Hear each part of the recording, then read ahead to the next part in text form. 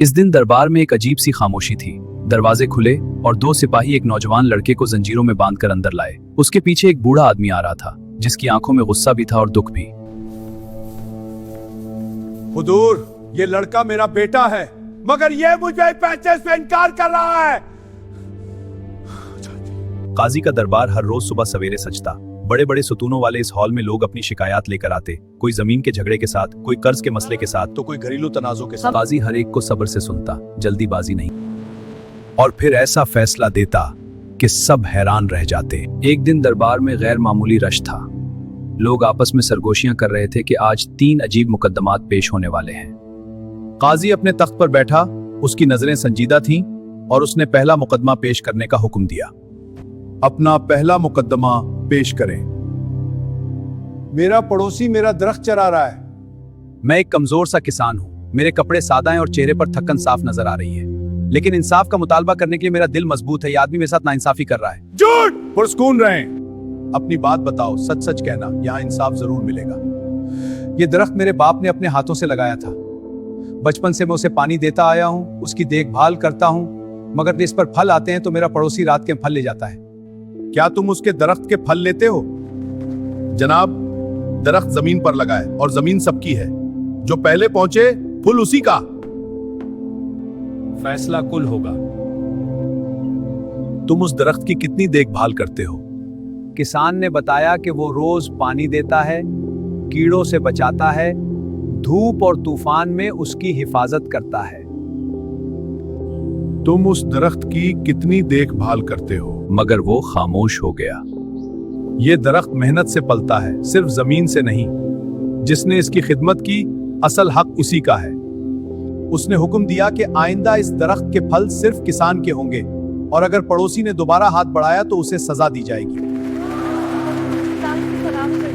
चंद दिन बाद दूसरा मुकदमा पेश हुआ। 2 औरतें एक बच्चे को लेकर आईं। ये बच्चा मेरा है। नहीं, ये मेरा बच्चा है। दोनों चीख रही थीं कि बच्चा उनका है। अगर फैसला मुश्किल है तो बच्चे को 2 हिस्सों में तकसीम कर देते हैं। आधा एक को और आधा दूसरी को दे दिया जाएगा। ये सुनकर दरबार में सुनाटा छा गया। ऐसा ना करे, ये बच्चे को जिंदा रहने दे, उसे दूसरी औरत को दे दे। असल माँ वो होती है जो अपने बच्चे के लिए अपनी खुशी कुर्बान कर दे। ये बच्चा उसी औरत का है जो उसकी जान बचाना चाहती है। ये सुनकर दरबार में मौजूद लोग जज्बाती हो गए। हर तरफ काजी के इंसाफ की तारीफ होने लगी। इस दिन दरबार में एक अजीब सी खामोशी थी। दरवाजे खुले और 2 सिपाही एक नौजवान लड़के को जंजीरों में बांधकर अंदर लाए। उसके पीछे एक बूढ़ा आदमी आ रहा था, जिसकी आंखों में गुस्सा भी था और दुख भी। हुजूर, ये लड़का मेरा बेटा है, मगर ये मुझे पैसे से इनकार कर रहा है। ये झूठ बोल रहा है। मेरा इससे कोई ताल्लुक नहीं। दरबार में सरगोशियां फैल गईं। कुछ लोग लड़के को देख रहे थे, कुछ बूढ़े को। हर किसी के जहन में एक ही सवाल था, सच कौन बोल रहा है? अगर तुम इसके बाप हो तो कोई सबूत पेश करो। मैंने उसे अपने हाथों से पाला है, उसके बचपन के जख्म तक जानता हूं। उसके बाएं हाथ पर एक निशान है जो बचपन में लगा था। उस पर आप लड़के का हाथ देखा जाए। लड़के का हाथ फौरन चेक करो। लड़के का हाथ देखा गया और वाकई वहां एक पुराना निशान मौजूद था। लोग हैरान हो गए। अब तुम क्या कहते हो? ये निशान तो किसी के भी हाथ पर हो सकता है। मैं उसे नहीं जान। इस लड़के को आज रात कैद में रखा जाए। कल सुबह फैसला स्थापित हो। अगली सुबह दरबार पहले से ज्यादा भरा हुआ था।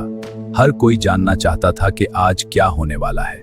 हमने फैसला कर लिया है, ये लड़का झूठ बोल रहा है और उसे सजा दी जाएगी। सिपाही आगे बढ़े। नहीं, उसे सजा न दे। चाहे ये मुझे बाप ना माने, मगर इसे तकलीफ न दे। मैं सब बर्दाश्त कर लूंगा। असल बाप वो होता है जो अपने बच्चे की तकलीफ बर्दाश्त न कर सके। यही इसका हकीकी बाप है।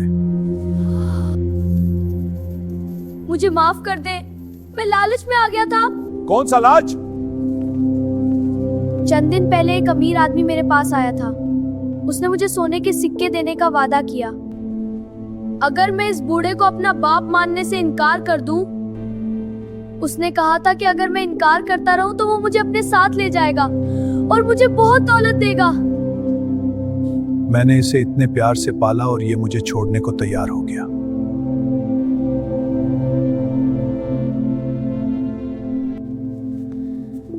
मुझे माफ कर दे, मैं गलत था।